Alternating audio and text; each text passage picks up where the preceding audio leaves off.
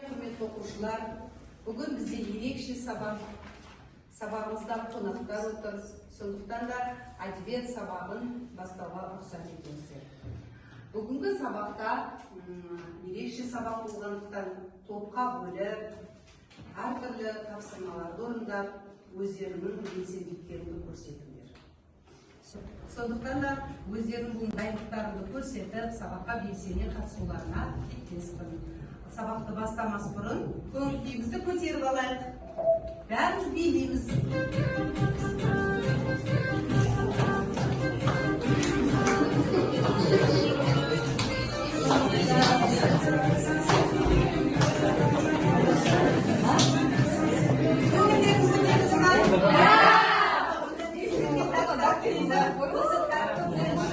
Үш топқа бөлінеміз. Тәртіпте жазылып тұрған Махамбет тобы, Исатай, Жаңғырхан бастаған топқа бөліне қойды. Қалып, келіп ала қойса,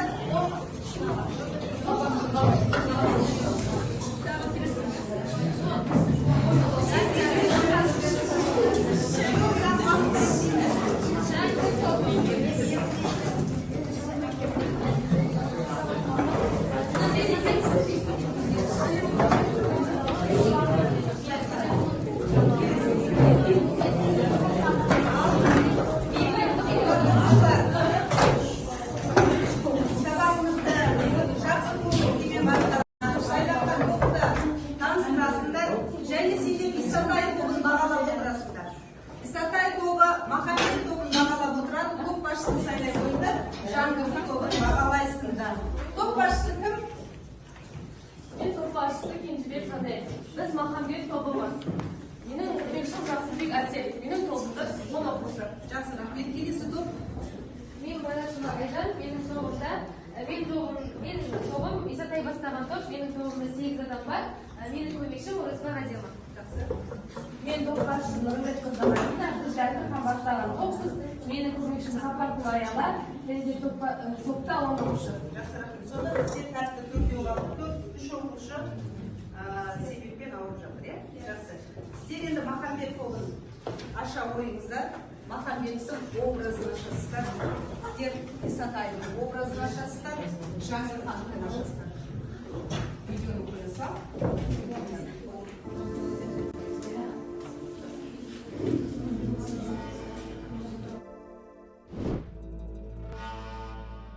Қазақ рухының ұраншысы Махамбет Өтемісұлы 1803 жылы ішкі Бөкей ордасында қазіргі Батыс Қазақстан облысында дүниеге келген.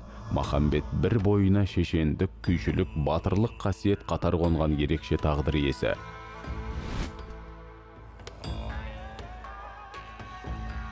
Жастық шағын Жәңгір ханның жанында өткізсе де, әділетсіздік атаулыға жаны қас Махамбет ақырында хан сарайының емес, Қарашаның қамын жейді. Патша өкіметінің озбыр саясаты мен хан сұлтандардың ашкөздігіне наразылық барысында Махамбет замандасы Исатай Тайманұлымен тізе қосты. 1836-38 жылдары Исатай бастап Махамбет қостаған шаруалар көтерілісіне 2000-нан астам адам қатысты.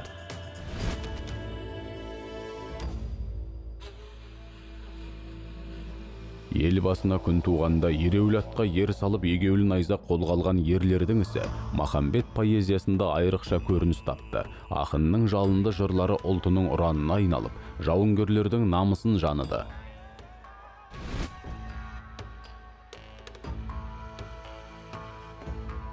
Үзеңгілесі Исатайдан айырылған Махамбет Бөкей ордасында қолға түсіп, Орынбор түрмесінде отырып шығады. Сонда да ақын рухын сындыра алмаған патша өкіметі оның басына 1000 сом тігеді. 1846 жылы Махамбет қастандықпен өлтіріледі.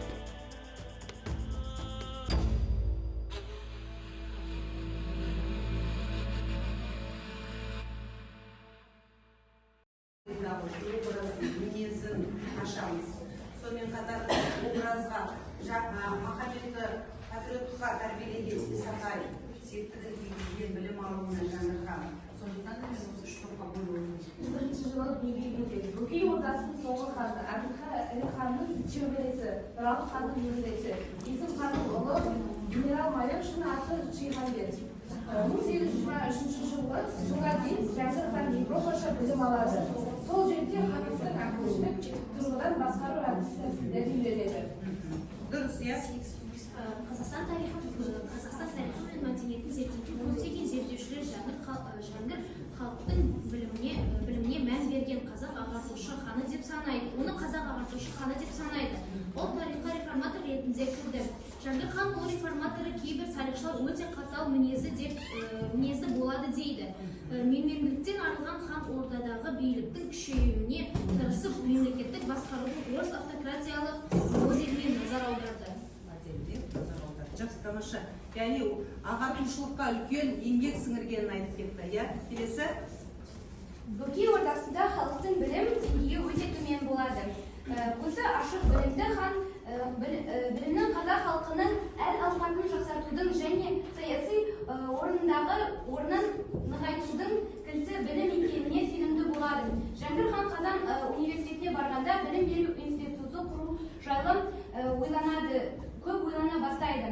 Жәңгір хан қазақтардың білім алуына байланысты жағдайды жақсарту үшін бірнеше пәрменді қадамды жасайды. Мысалы келтіретін болса, стационарлық мектептерді салуы. Хан өз қаражатын Исатай тобы бастаған. Махамбет Исатайға арнаған өлеңі. Исатай деген ағам бар, ақ күйеге жағам бар. Хан өлең қайғылы, қара өлең бұзылы. Хан сүтінде барғанда шабай әлі шаққандай қажы амал бар. Бұл өлең жолдарында Исатай деген ағам бар, ақ күйеге жағам бар деп өзің мейлінше кішіпейілігін танытып, көп қосының бірі есебіне санайды. Яғни көтерілісті басқаруда да Исатаймен бірдей болса тұра, Махамбет Исатайдың ардағында төбесіне көтереді. Яғни Исатайдың өліміне қайғырап, оның жоқтағанда Махамбеттің аузындағы сөздері арқылы. Тамаша. Келесі. Әдема. Амал барда қанжақтай таңып қылды не амал бар. Ат туады байлаудан, әл десең лебіз қайтарма. 4-5 жылдар алысы сына кесайды. Бұл өлім шумақтарында Исатай қазақ ашылғанмен алысы сөздерінің алайдыған және ол әдетті қалаған. Жақсы. Бар ма? Айша. Ханның бір тауы қайтарған, ат туарма шықпарда, ел туарма бұлардай. Ұлығына бас кесір, тұспанның ханына ақ алмасын суырмай. Бұл өлең жолдарында Исатай ханға өзінің тапқырлығы мен ақылдылығымен қарсы шыққаны туралы айтты. Тамаша. Келесі, иә? Сайманның ұлы Исатай, ағайынның қасиеті. Махамбет Абылайдан кейін батырлардың батыры. Махамбет есімі өмірдегі қасиеттің синонимі, өмірдегі қасиеттің символы. Махамбет өлеңі қазақ сөзінің қайталанбас құдіреті. Шығармалары тап-таза қорғасынан құйылған ап-ауыр асыл сөз. Басқа жер бетінде елдің өлең жырында жоқ деп академик жазушы Зинулла Қабдолов ағамыз Махамбетке жоғары баға беріп кетті. Ал енді Махамбеттің образын ашуға топқа кезек берейік. Махамбет Өтемісұлы мен өзім бір ауыз өлең шумағымен өзім таныстырып өткен. Менің атым Махамбет, жас құстардың Жәңгірхан, үстінен болдым құса деп. Атасы өткен айшуақ соны көзі көрді ғой. Менің атам Өтеміс, елдің қамын жеді ғой деп өзім бір ауыз өлең шумағымен таныстырып өткен. Махамбет Өтемісұлы 1804 жылы ішкі бөкей ордасы қазіргі батыс қазақстан облысының Жәнібек ауданының Нақпар құлының Жасқыз жері. 1846 жылы 20 қазан Қарауыл өңірі қазіргі Атырау облысының үстінде қазақтың әйгілі жырауы, күйші, композитор, Жақсы. Күйші, композитор, иә. Махамбет өте өжет әрі әділ болған. Жәңгірхан, тыңдаймыз. Шын есімі, иә? Жихангер. Қарсыша аударғанда Исманияны білдіреді. Өзің айт. Әлемді Ал келесі сұрақ. Махамбет өзінің жырлары мен өлеңдерінде Исатайдың бейнесін қалай бейнеледі?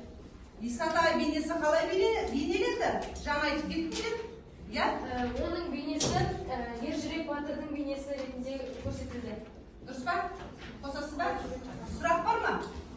Саған сол күзендерді жеп баратыр, қойсыз сұрақ, иә? 1829 жылы ішкі ордаға жайықтан Жәңгірхан Махамбетке қандай обвинение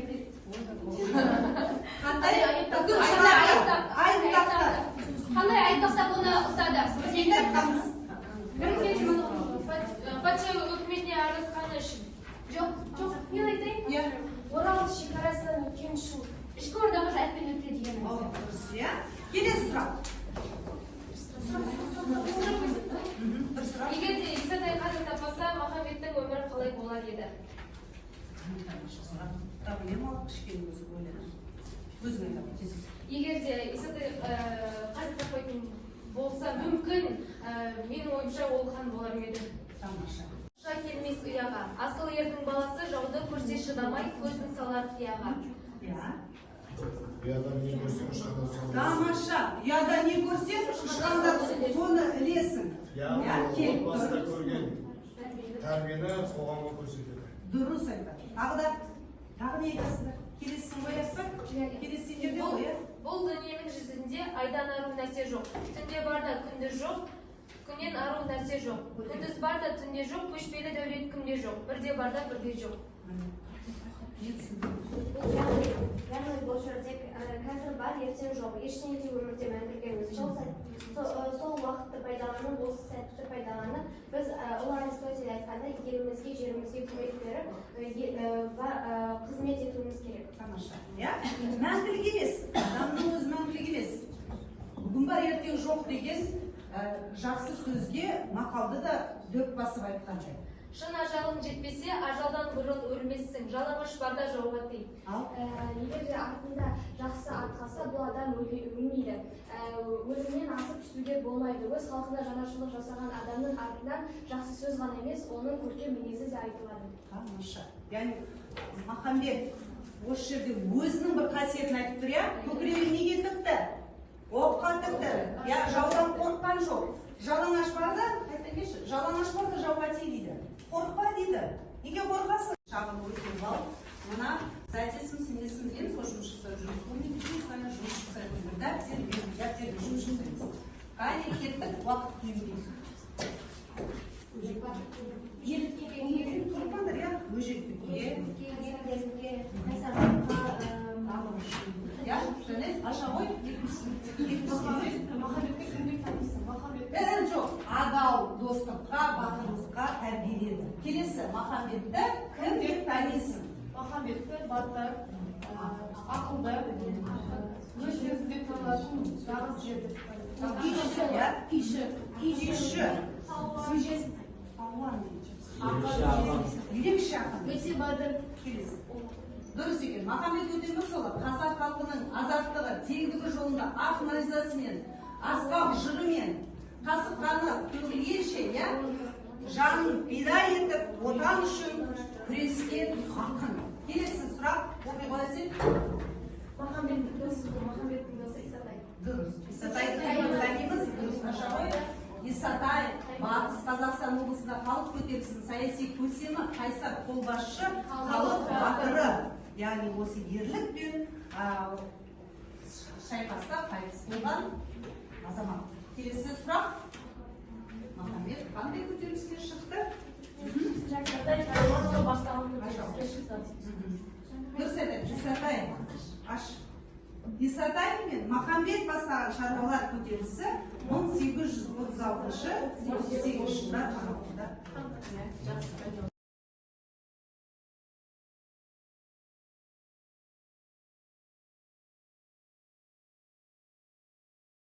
Уақыт.